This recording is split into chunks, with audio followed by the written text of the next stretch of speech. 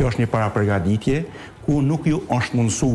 falë patrullave të këforit edhe të policisë Kosovës dhe është konfisku do të thotë pajisjet e tilla dhe tani do të verifikohen se a kemi të bëjmë me pajisjet të cilat janë mbet nga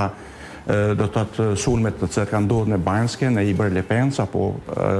janë pajisjet të cilat tani rishtazi kanë depërtuar në territorin e Kosovës, çfarë modeli janë, viti prodhimit tyre e tjera dhe duhet ta kemi të qartë se këto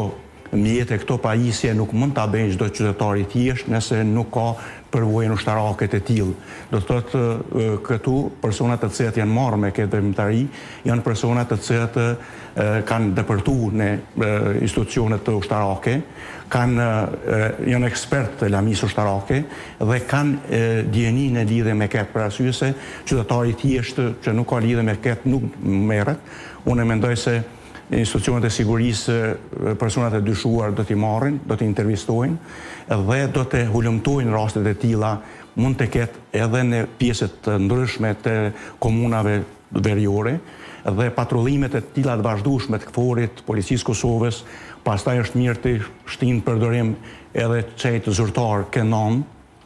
gjithashtu edhe detektorët e posaçëm, për arsye se mund të ketë në pyjet të ndryshme të komunave të veriore edhe pajisje tjera të cilat në mënyrë preventive policia dhe këfori mund t'i parandalojë si ky rast. Thua që faktikisht duhet themi një kontroll më i rraptë në atë zonë sepse konsideroni që mund të ketë edhe pajisje të tilla, por edhe të tjera të shpërndara edhe në pjesë të tjera të veriut. Me vetë faktin që patrullat e këforit edhe të policisë Kosovës do të thotë kanë hasë në këto mjete, unë dyshoj se mund të ketë edhe pajisje tjera ose përgatitje tjera për raste të ndryshme të luftës hibride që e kemi quajtur na vazhdimisht dhe unë mendoj se duhet një shqyrtësi më e madhe, operacione më të mëdha në aspektin e kontrollës të vazhdueshme, sidomos të patrullave,